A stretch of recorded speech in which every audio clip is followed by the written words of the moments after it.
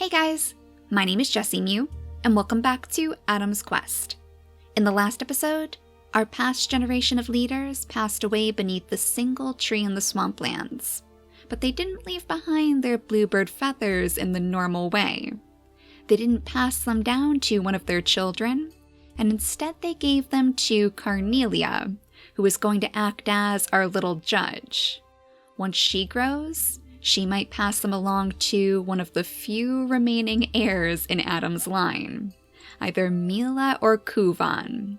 And right now it looks to be as if Mela is in the lead, simply because Kuvan is so outraged by the way that she was treated. She was very, very small when her parents passed, and unfortunately she was left unprotected in the process. So she could have been scooped up by one of the bluebirds in our skies. We actually have two circling overhead right now too, kind of over the most interesting areas in the tribe. Of course, we know why there's a bluebird over here because we do have a hyena to deal with, and Hush is going to have to figure out how to send her tribe mates out pretty quickly. But then on this side of the island, Sunspot and Little Golden Paw are currently trying to figure out if there are bunnies out in the grass for them to hopefully scoop up for the tribe. But first, we will need to bring Golden Paw to his sister's side to save her yet again, pick off the leeches, lick her wounds, and then she can dive straight into that tall grass to see if there's anything delicious for her to eat. You know, I wonder if they would actually make a little game out of this, seeing who would be able to hunt down more bunnies. And Sunspot is going to be in the lead. Thanks to her extra energy, she's already managed to hunt down one of them. They're probably munching on these berries too. It looks like that might be a normal berry bush. And in all honesty, where there are bunnies, we know that there are definitely berries waiting for us. So this is a good choice for them to make. They'll be able to pick up a good amount of food to replenish our supplies. And that gives our bluebird family a little bit of time to work out their issues. So I feel like Kuvan is probably a little bit more of a hot-headed individual. Maybe his first instinct would be to try to push these creatures out of the tribe because he's just so upset that they would leave his little sister all on her own. But he would have to quickly realize as well that Carnelia now has a baby to take care of. So how could he possibly banish a brand new mother and leave this baby to fend for himself off in the wilds? I think deep down Kuvan is probably happy that he doesn't have the bluebird feathers right now, because this would be a very, very difficult decision for anybody to make. But without those bluebird feathers, he doesn't have the rank that allows him to banish his tribe mates. So I guess that means Carnelia gets to stay another day. I think she probably does feel a little bit guilty too. Like honestly, who couldn't? She was so wrapped up in her own troubles that she didn't even notice another baby had lost both of her parents. So she's going to have a bit of work to do to redeem herself. And hopefully that means not getting distracted by food or forbidden love. Though that being said, our rogue male friend is still alive and well, hanging around and probably eager to meet his first little baby. So as far as our squirrel's name goes, a lot of you seem to like the name Peanut, which I feel is super, super fitting for this little guy. He is probably going to grow up to be just like this gigantic goofball, the sweetest little tribe mate that anybody will ever meet. And I do hope that once Duke gets to know his nephew, that might be able to warm his heart a little bit more. Honestly, I wonder if maybe he's just a little bit bitter that he'll never be able to have children of his own. Maybe that's why he was so upset with the situation. He was just a little bit jealous. But all of this drama is probably a little bit much for Kindle. I feel like he really misses his ocean, so he probably wants to try to take Carnelia out to the water to see if she might enjoy swimming too. But unfortunately, she has a new job to take care of, so he's going to have to go out all on his own. I think he would understand, as sad as he would be to leave her side, but at least he gets to slide down this big waterfall to get down to his ocean. And now, once again, it's time for the bandits to take care of those pesky bear hyenas. So we have to save our baby. This is going to be our top priority. And that does mean that somebody is going to have to stand in between Rare and our enemy. So right now, I guess that's going to be Trip. But I think our royal bluebird guard would take this as his mission. Unfortunately, he does have hemophilia, so if the bear hyena does attack him, he's going to take a little bit more damage than Trip would. But Trip is already still injured too, so if he gets hit by the bear hyena, he might actually end up passing away. Let's have Trip land a couple good blows on the bear hyena at the very least, and then scoot on over here so he's still in front of the baby. And then Kudukta can swoop in from the sidelines, jump in front of the bear hyena, and land in a good blow too. Unfortunately, it's not quite enough to end its life, and I don't think... Well, Hush could actually get over here. She wouldn't be able to finish off the bear hyena either though, and I'm not sure that Trick would let her risk her life like that. She is pregnant right now, so she would also be risking the life of their unborn child. And because of that, I think he's going to request that she stays a little bit farther away. Maybe that she goes down the shore, so she can still be next to Rare, of course, and she's still in the area, so she doesn't have to feel as though she's completely abandoning her tribe in their time of need. But I am a little bit worried that the bear hyena is still going to try to wrap around and get to Trip. Guess we'll just have to pass the day and cross our fingers.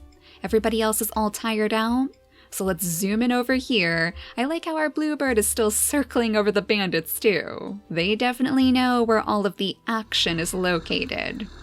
Oh no, the bear hyena went after you, poor Kudukta. Oh, he lost so much of his lifespan. And of course it's all because of that hemophilia gene. Thankfully, he will be able to finish off the bear hyena today, and then we could definitely have Trip lick his wounds. He unfortunately was forced to live with his wounds for a long time, so I think that's why he would notice before anybody else that Kudukta needs a little bit of help with his bleeding. But he's also going to need help finding these water-breathing plants, and unfortunately most of them have already been eaten by Trip. So I guess we'll have to move our way down the shore again to see if we can find any new ones in the ocean waves. Now let's make sure that our rogue male friend is far enough away that he won't become a nuisance to our newly grown females. It looks like Carnelia is all grown up now, so we'll give her her special shaman's gems, I suppose, and then move the bluebird feather over to the other side. Yeah, she's not a leader, but she certainly does look like she could be one, with those bluebird feathers tucked right behind her ear. There's probably part of her that wishes this could be her destiny too, but she doesn't want to let their ancestors down. But with the rogue male gone for now, that does mean that we're safe to pick up our lovely bear hyena meat, which will certainly help us replenish our supplies. So despite how troublesome those bear hyenas can be, they are very, very helpful in our current situation. I think we should be able to bring Trick back up here too, to pick up his berries again. It looks like those bugs may have actually left the area, so we don't have to worry about them getting to our creatures anymore. Yeah, let's have Trip go down the shore. Let's see if he can spot all of those water-breathing plants again, since he does know their general locations, and he would be very dedicated to healing their guard. Then we can bring little Hush into the nest, so she should be able to have her baby on the next turn. And then Rare, I mean, that was quite an interesting moment for you to be born, wasn't it? You were born in a very troubling time, which makes me think that that might influence you to be a bit of an adventurous soul. And it's all well and good because she does have the digger's paw, which means that she could help set all of our ancestors' remains to rest. We do actually need somebody to head up to this tree to bury all of the skeletons that have passed over here. So maybe Rare should try to see if she can find some sort of pathway in the swamplands to lead her up to the grasslands instead. There is quite a bit of area over here that could potentially house some good resources, so maybe we want to start pushing off in this direction. That might even be where our rogue male wandered off to. I wonder if that's on the back of Colaire's mind. So while she scoots off in this direction, searching for new berries to bring back to the babies, of course, some new resources to hopefully impress the tribe again, we'll have her keep sniffing around just in case she catches a whiff of her previous love. Though so far it seems like it's full of those roots, so I guess this is a good direction to take Rare in. We definitely know that there are plenty of places for her to dig those graves. Now Kindle, you should be able to scoop up some extra berries and then go sliding straight down the rest of the stream. At least he's having a pretty good time. And so are our sneaky little siblings too. Now they're neck and neck. They both have one bunny apiece. We have another one over here that you might be able to snatch up as long as it doesn't hear you in the grass. Though I think it may have. Maybe it's scooted back here. So maybe if we have somebody else use up their turns, you might be able to snatch that up in a moment. We'll have Kuvan go ahead and pick up a few berries, and then continue clearing out pathways of his own. There you go, Sunspot. You managed to trick it after all, so you're just ahead of your big brother. I wonder if he's going easy on her, since we know him to be so skilled. What on earth is that? Oh my gosh! That is the strangest rogue male I have ever seen. He's very similar to what we saw on the other side of the island, because I'm pretty sure that rogue male had a green toxic body too. But that is so strange. The giant toxic body with those itty-bitty deformed paws is quite the strange mix of genetics. I can't imagine that he hopped his way all the way over to this side of the island, but I'm a little bit worried that he's going to get to Sunspot now. They both have the same immunity genes. Oh, so their babies would be really, really likely to be sick. I'm not really sure that anybody is going to be able to get down there in time, so we're just going to have to hope that he hasn't caught her scent. I wonder if that might be another reason why this bluebird was circling over here. Not only for the food and the bunnies, but also for the potential danger. So that's something that Mela is going to have to be on the watch for. And maybe she would try to alert her brother that they need to start carving their pathways off in this direction. Carnelia is still watching very, very closely, of course, to see if anybody is going to show their true colors as a leader. And I think she's still very impressed by Mela's ways. Not only that, but maybe Mela could spend a little bit of time by Peanut, because she knows how it feels to be left all alone at such a young age. I feel like our tribe has just gotten a little bit complacent when it comes to the bluebirds. After living out their entire lives in the savannah, they aren't used to having birds roaming in their skies anymore. So it's something that they have to try to get used to again, and I'm hoping that it's not going to take some sort of big rude awakening for it. Hopefully we won't have to see one of our babies get swept away for our creatures to realize that they really have to pay attention. But I guess our rogue male friend is actually getting to know Kindle a little bit better. Very interesting. Maybe he's intrigued by his poison fangs, and they're swapping locations for the best of poison berry bushes. But I think that should be the end of our turn again. So let's head over here and see what Hush's next baby is going to look like. Oh my gosh, twin babies! Oh, we haven't had twins born in the tribe in such a long time. It looks like one of them even has the home island immunity gene too. And then of course we have yet another toxic-bodied baby. Oh, perfect. So she's going to be able to pick up those toxic berries for us, finally. Somebody on the bandit's side who can finally pick up the poison berries. While this isn't the branch of the shamans that would typically give their babies gemstone names, I feel like we have to call this baby like Emerald or something, just because she is so very green. She even has the green eyes too, and the digger's paws, so she does have a good deal of shaman blood in her, so I guess in the long run it all makes sense. Then I think we'll call her sister Serenade, since this is also our line of little song makers. So Emerald and Sarah. It'll be interesting to see where their stories take them. Twins were often a blessing in our bluebird family, but it's been so long since we've seen any twins that I'm sure it's coming as quite a shock to Hush, as if she didn't have her hands full enough already. Unfortunately, it seems like we're not actually finding any water-breathing fruits out this way. I think most of the ones that Trip used were actually deep in the water, and he was only able to find those because he used the ones so close to the shore before. So I guess we'll just keep going until we find some more. Maybe we'll even find something waiting for us in the grasslands. I suppose there always could be normal healing fruits waiting there too. But you guys better pick up your meat before that rogue male catches a whiff of you, of course. We don't want Kindle to lead him straight towards Sunspot, but at the same time, those pesky bugs are being such a nuisance that he has to find a way to escape. I think we may have finished off the last of the bunnies over here too, so it looks like Sunspot wins this round.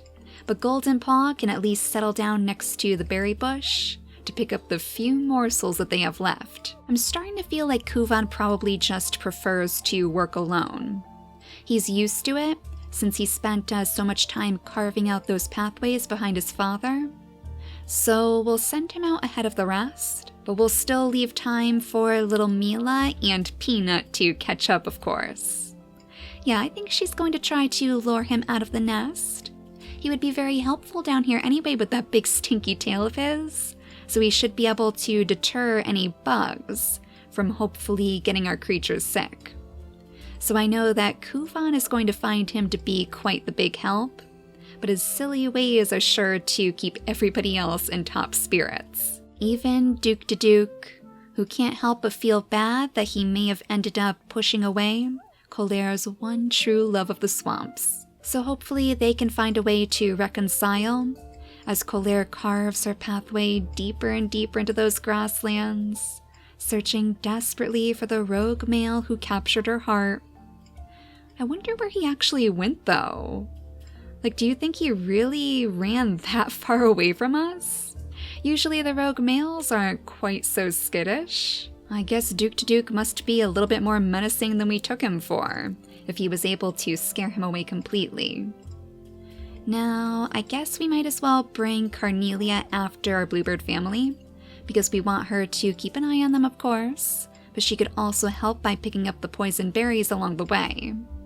And I'm sure she's probably missing her father.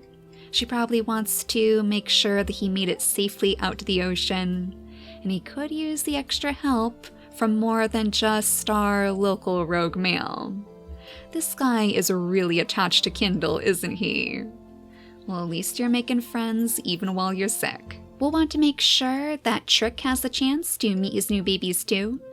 Maybe pick up some of those extra little berries to offer to Hush, because I'm sure she could use a nice good meal after everything she's been through this episode. Trick always did say that she works far, far too hard. But with so many rogue males wandering around in the area, I do want to make sure that they breed again. We'll wait a little bit longer for her to have her next baby, but just in case, I do want to be prepared. Now Trip, let's see if you can find any of those healing plants for your friend. Oh, there we go. It's in a bit of deep water, but I think as long as they do eat the healing plant, or the water-breathing plant rather, as soon as they dip down into the ocean, they should be okay. And we even have some little bunnies for you guys to snatch up too, if you have the extra energy. But I think that's it for this turn. So let's zoom out, skip the day, see if any other dangers are going to come stumbling out of the grasses. Thankfully, Peanut's big stinky tail was able to keep everybody over here safe. Mela, I'm sure, is quite grateful, especially because she has just grown her very last gem, and she has all of that energy to take advantage of, so she can help carve their pathway down to the shores again. And I think this is also the perfect time for Carnelia to finally make her decision. She can pass those bluebird feathers on to Mela, tuck them right behind her ear, and then return to the true role of her family as one of the great supporters of the bluebirds. I think she really just recognizes that Kuvan has no interest in truly leading the tribe. The decisions that he would have to make are just far too much for him to handle, especially because he can be such a little hothead. It's not out of spite, though. In the end, his angry manner was all just because he cared so deeply for his family. So we know that he's going to take his job very seriously from here on out. And we'll bring Peanut up to his side as well, to see if there's anywhere for us to go over here.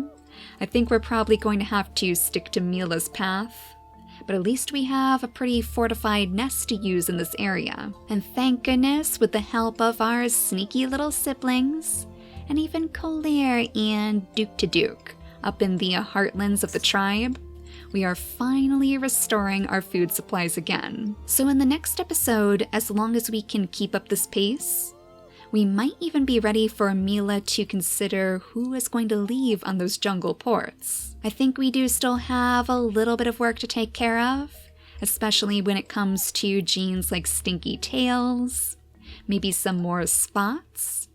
It would be nice to see more spotty babies to bring to the jungle, especially because it might remind us of our old mushroom lines. It's been a long, long time since we last saw the mushrooms, and they did love the jungle so it would be nice to bring them back for our first true jungle adventure. But for now, thank you all so much for watching, and I'll see you all next time. Bye guys!